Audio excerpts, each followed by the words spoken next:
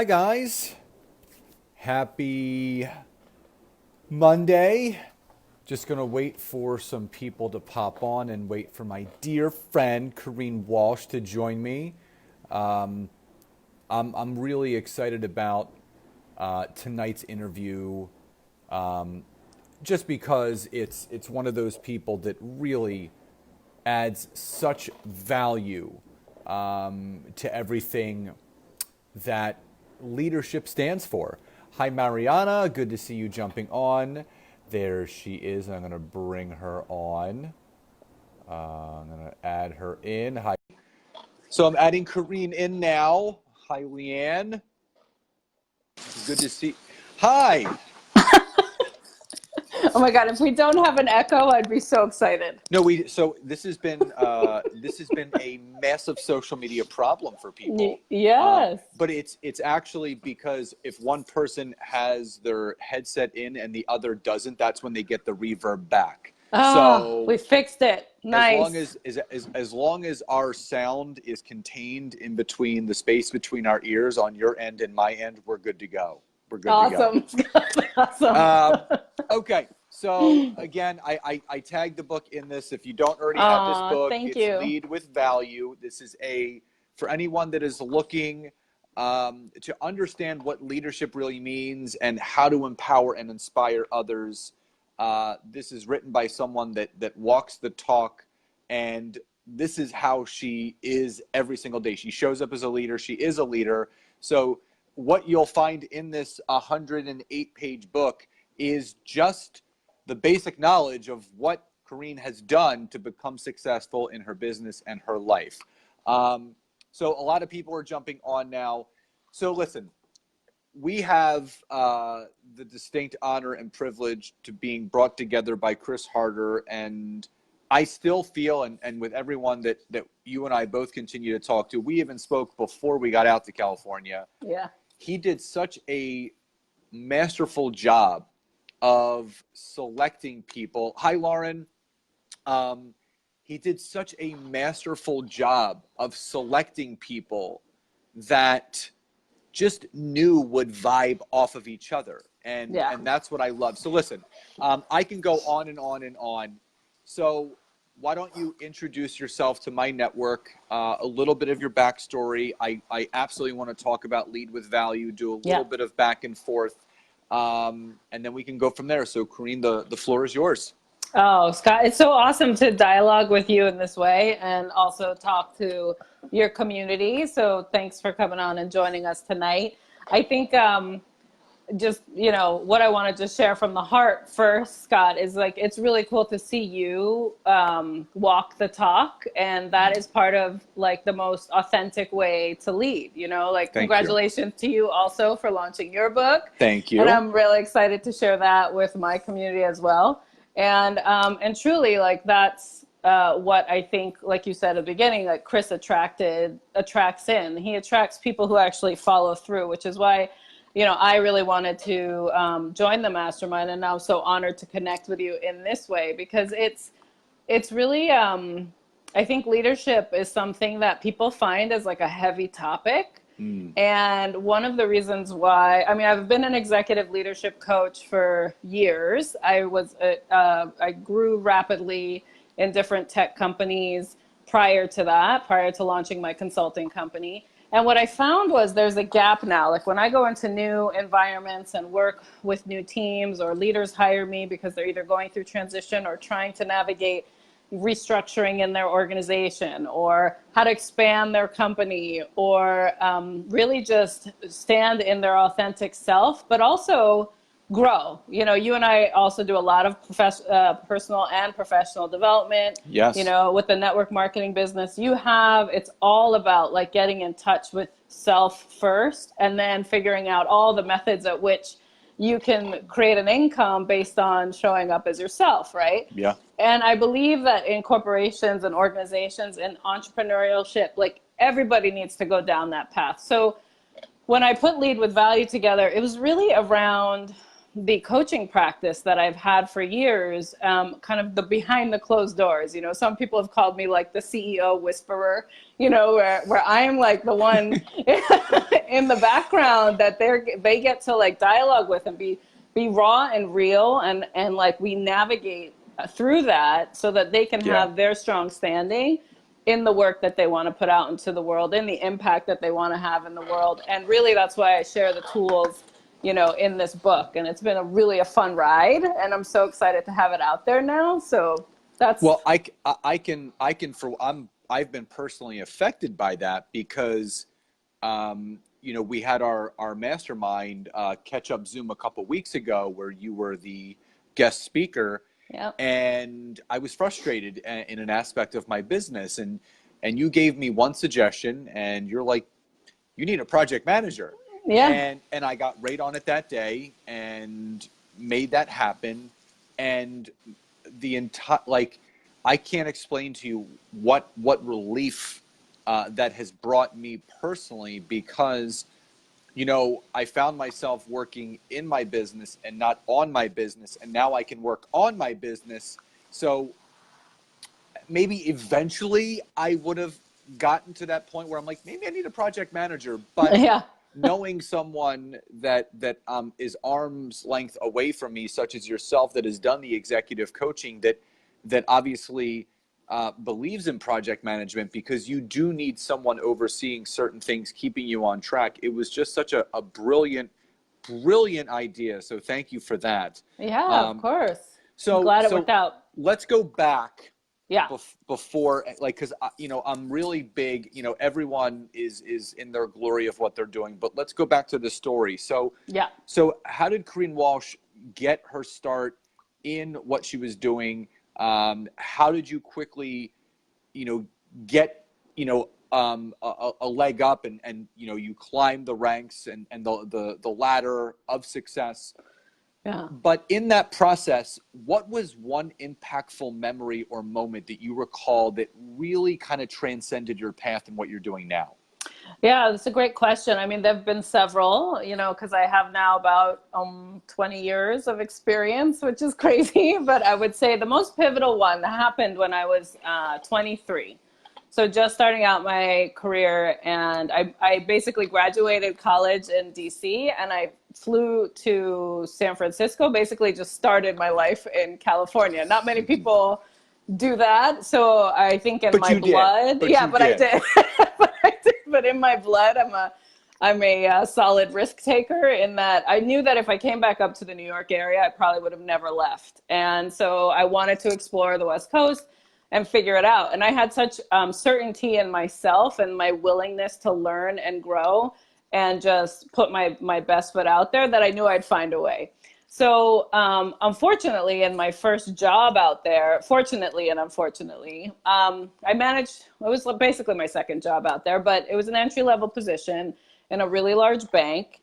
And I was somehow got a systems analyst job. And when I tell you, Scott, like, I had zero tech background. Systems analyst. Wow. Yeah, like that was my entry level. I was not expecting you to say that at all. At all. But it was the start of my career in technology, because back in the day, San Francisco was the lead in tech, right? It still kind of is, where everyone, now tech houses are showing up all over the place, and it's expanded coast to coast and internationally. But San Francisco really was the hub of the dot-com boom. So we're talking like back in the day. I'm aging myself, but that's right when it started.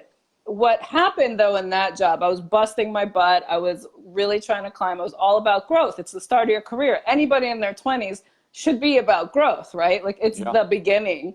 It's the time where you should be trying as hard as you can to fail as many times as you can, to learn who you really are and what you want to do. That's the test bed, I say, in your 20s.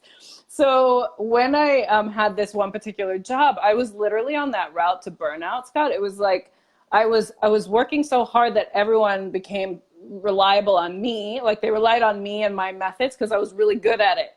And I was just learning on the job and making up, didn't have much of an overhead of management for me. Well, my management changed, and I was very excited for the new manager to come in. And when she did, she had her own, obviously, like beliefs on what should happen with the team and her own guidance. But she didn't know me yet, and I was just excited to be guided by someone. I mean, I felt so young in my career that I was like, oh, here's another woman. She's coming in. She's going to guide me. I'm going to learn so much. Finally, someone's going to pay attention. It's kind of how I was feeling, right? So I scheduled a one-on-one with her. And I wanted to show her what I was hired for, which is like this really short list of tasks for that system analyst gig. But I was really like running operations for the whole team. Right. And then all that I was doing just to say, hey, listen, you know, this is what I was hired for. This is what I'm doing. Could you help me understand if there's a growth path here, you know, or what you anticipate, you know, for my job? And she said, I don't know what you're complaining about. What you're doing is your job. Just keep doing it. And just like literally shut the door to growth for me.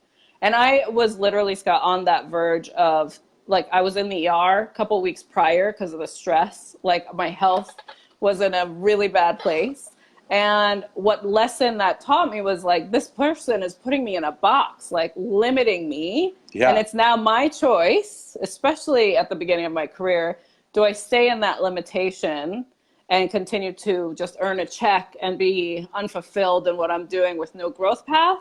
Or do I choose something different? And so at that time, I learned, you know, I'm not going to let the limitation of others be my own. And I had to lead my life first. Can I stop you really quickly? Yeah. I love that. This is a sidebar question. Yeah. Why do you feel a lot of people don't come to that moment where they may feel the way that you did and how I did at a certain point, and then they just stuff it back down and continue down that path? You know, because we all have this greatness inside of us. Yeah. And it gives me the chills just to think about, like, when you were telling that, everyone has that little aha moment. Why do you think more people don't step into it? I think we're conformed a lot of ways in our upbringing, like through traditional education. I think things are changing a little bit now with exposure to more entrepreneurship, more creativity. But most of the time, a traditional way of coming up is to check the boxes that people create for us. Right. So if you think about regular schooling, it's about getting the grade, being the top of your class, like accomplish this thing. Here's this other checklist. Okay, now go get a job and then climb the corporate ladder, et cetera. Right. And so we don't know unless we expose ourselves to different. We don't know any different. And at that time, for me, I knew different in the sense that I had been exposed to a lot. I come from an international family. I traveled. Like I knew that there were so many things out there. And I find that people tend to get addicted to the fears they have. So that's what stops them from making the change. So I call it, as opposed to, my husband and I talk about this all the time. It's like we say you're addicted to the pain check, not the pay check. Ooh, yeah. I love that. Yeah. That's deep right there. I never thought about that. Yeah, because it's like, it's your discomfort zone. It's not a comfort zone. You know, you and I always talk about stretching outside that comfort zone and living in that stretch zone, because that's what helped us evolve into the businesses we have and just people don't realize the leaders we are. This is very uncomfortable to do. It is so, it's a lot. You're literally putting yourself out there for people to judge all they want and say, this book is shit. It's not worth it. Like, right. But again, you have to embrace that with the armor that you build in the years of flexing that entrepreneurial and leadership muscle. And that's when you have the confidence to put something out there like that and say, you know what, it's here, take from it what you want, and I'm going to keep moving forward. That's right. Yeah. And what happens as we get older, like in my 20s, it was very easy for me to see that limitation and then literally resign that Monday, because I knew that at that age, my potential was so high to get into what's next, you know. And I luckily in a few months, and I had the finances covered. Like I am a planned risk taker. I make sure that I'm not like doing anything where it's going to either be the detriment of myself or my family, right? And I encourage people through transition all the time. I mean, that's a lot of my coaching practice started in career coaching first, because people saw me take action towards mine. They wanted to learn from me. And so I started coaching them through that. And what I found is, you know, in our 20s, we don't have much to lose, you know, like, so it's much easier to take a risk. And then fear started to creep up again as I worked with people in their 30s, their 40s. I mean, I've worked with people up all the way through, you know, mid 60s in my coaching practice, because, you know, it is, transformation comes at any age, but truly leadership also comes at any age. And what I found was, if you can stop thinking about the stories you tell yourself that hold you back, you know, if you can actually put it into action, what you truly want, like writing the book, you know, like both of Yeah. us wrote a book, put it out there, and it's like, if it helps one, That's fantastic, that's it. And I have a lot of pride in the fact that I completed something I said I was going to do, you know, and now the response to it has been insane, because it is a gap in the market on teaching people how to lead. Where rarely is there an opportunity to learn that. And so I'm very excited to be putting it out there to help more people. So now that the book is out there, it's complete, what's been the biggest takeaway for you from, you know, obviously you expected to get some feedback from people, but what is some feedback that you got from people positively, obviously, that you didn't realize the book was going to do for someone? Because I think that's, because we write these books for the purpose of what we want it to do for someone else.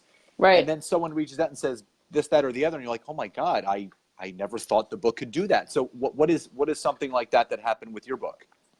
You know, it's been such an awesome, positive response. It's almost overwhelming, because I'm not somebody that sits in recognition well. Like, that's something I'm working on, the celebration of all my hard work, because I'm such a giver, right? Like I'm a heart of service. Yes, you are. Yeah.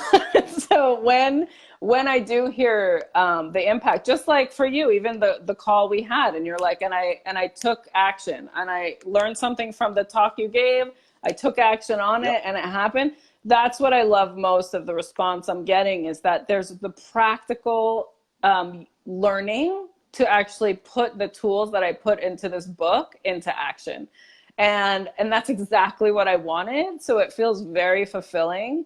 I think one of the other one, someone had read only like the first 3 chapters and messaged me and said, oh my God, I have so much clarity now on how I want to lead and what I want in my business. I identified 2 people that I needed to like restructure in my company and reshift it. And it was just like this immediate change started to happen. So I think, to me, the fact that it's actually an actionable book, which was my goal, is coming to life with all these reviews that I'm getting, and the feedback and the calls and the strategy sessions that are being booked, and like, you know, the action we're all jumping into. Yeah. It's really rewarding. I mean, my heart is full from it, for sure. And I mean, you deserve it all. And I love chapter 3, because, you know, leadership is something that's really big to me. And you know, John Maxwell is one of my favorite speakers. And the quote is, leadership is not about titles, positions, or flowcharts. It's about one life influencing another.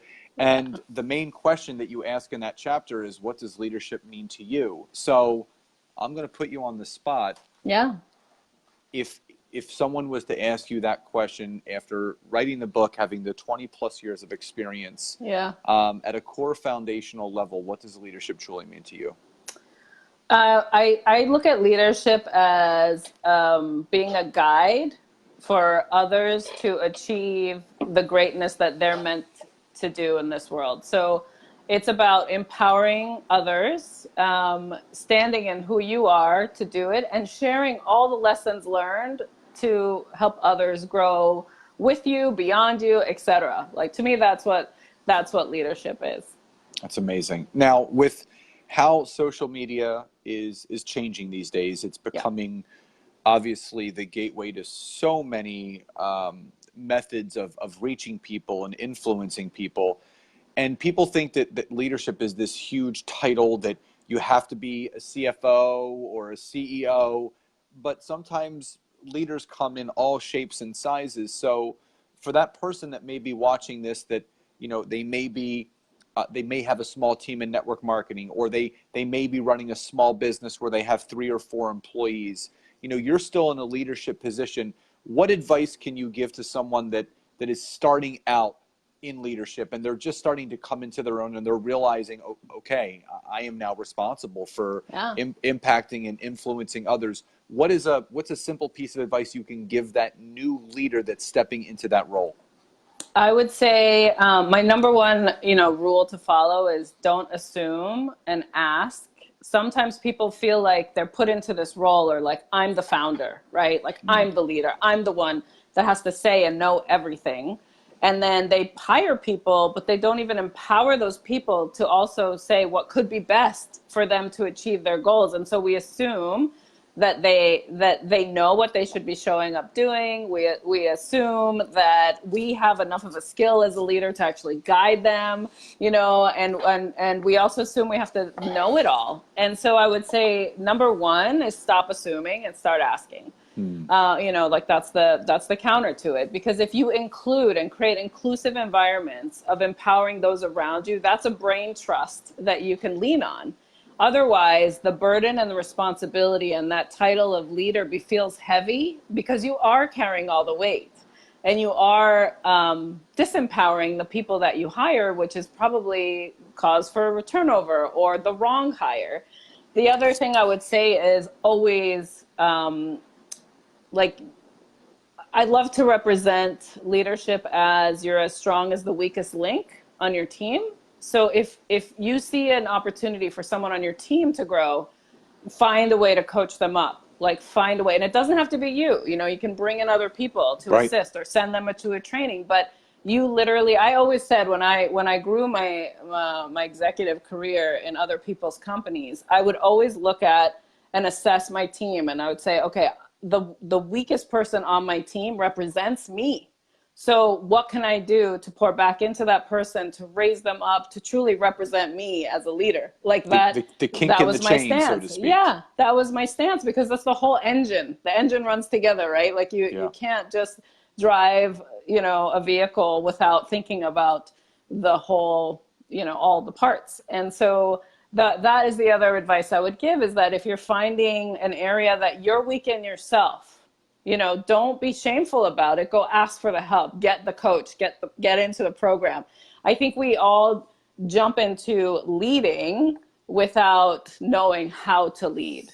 And so, with this book being a practical start, it'll give you some aha moments on, that might be an area I need to work on. Yeah. How do I work on it? Where do I get started? And there are exercises in there to try so that you can actually start to take action in that flow. Yeah, I feel like the more self-aware you are of yourself, but more self-aware of those around you, because in leadership, you have to take everything off of yourself. And you need to make sure, and again, it's just like I said, if you have a kink in a hose, the water is not going to flow. And again, not everyone, you can't expect people to be just like you. You have to find out what each individual person works best at. What is their strong point? What is their weak point? How can I get the most out of that person? And then you play to those strengths and you help them improve their weaknesses. And that's how you have a bulletproof team. That's what it's about. Yeah.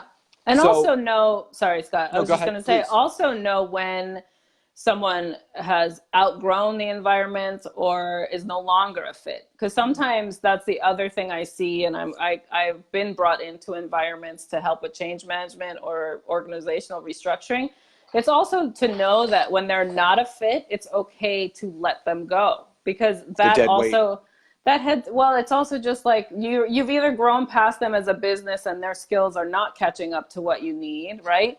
But a lot of people feel bad about that shift, which is, yes, there's an emotional impact to letting someone go, but there's a financial impact if you don't.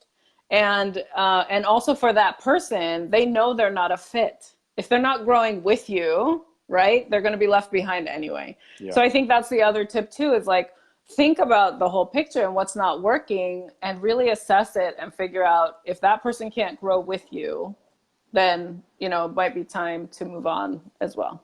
Sometimes it's easier to cut the cord than to string people along. Yeah, for sure. So 3 final questions before we're done.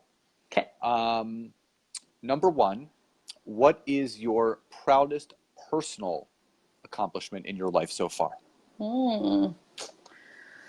Well, let's see, proudest in my personal life, not my business, right? That's second. Let's start with your personal first. Okay.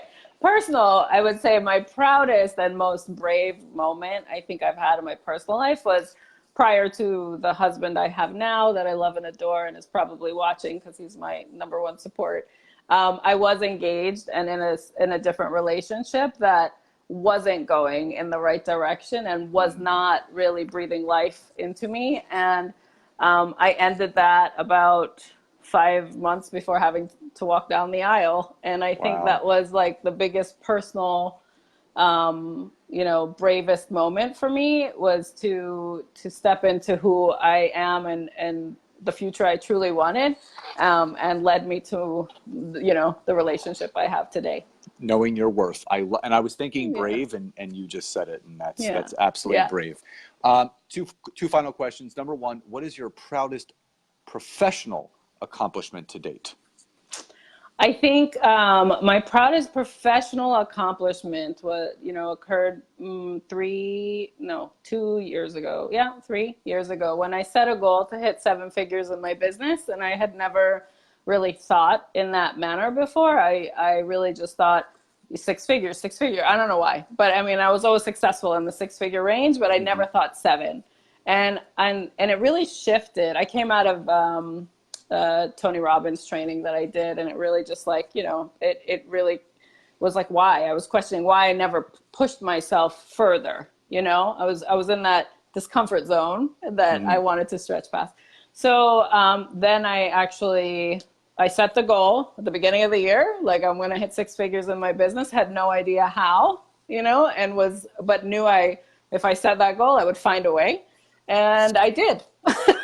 So that was like and that is something to be very proud of. Yeah, and it shocked me, and it was like I just was in the do and just really following through on it, and it was just an amazing accomplishment that gets me into circles like this. I love it. Being able to work with Chris and part of the mastermind and keep growing. So that was a big accomplishment. That's what it's all about. It's all about continuing to grow and expand. And my final question. And this is my favorite question to ask people because there's such a wide range of answers. What does success mean to you? Success I measure by fulfillment. So if my level of fulfillment is high around all that I'm doing, then that to me is a successful life. I love that. One final piece of advice to leave the audience before we end tonight's interview. Final piece of advice. Don't be afraid to ask for help when you need it, and bring it in faster than you think you should, because it'll help you exponentially grow, not only in your personal life, but your business life and all your relationships if you pursue it when you truly do need it. Awesome. Kareen, thank you so much. Thank you, Scott. For just blessing my audience and me with, you're just a wealth of knowledge and such a bright light. And I am just so grateful to have you a part of my circle and to have you as a sounding board when necessary for any wall kicking moments I have that you can help me through, and vice versa. And I just want to wish you continued success, with your book and your practice and everything else. And I'm looking forward to growing exponentially more with you this year and into the years ahead. So thank you so much for coming on tonight. Thanks for having me, Scott. Thank you. And much success to you too. I'm so excited to be in your network as well. Thank you, Kareen. Much love and gratitude to you. Thanks. Have a good night. Bye. So as you guys can see, success really does look different to each people, and leadership is just there. So if you guys don't have it, I know it's backward. It's Lead with Value by Kareen Walsh. I tagged her in this video. Go on to Amazon, get this book. I love this book because it is actionable. It gives you exercises. I love workbook books where they really push you forward. So make sure that you get Lead with Value by Kareen Walsh. You will not be disappointed. Love you all so much, and I'll talk to you soon. Bye, everybody. Hey, Brooke.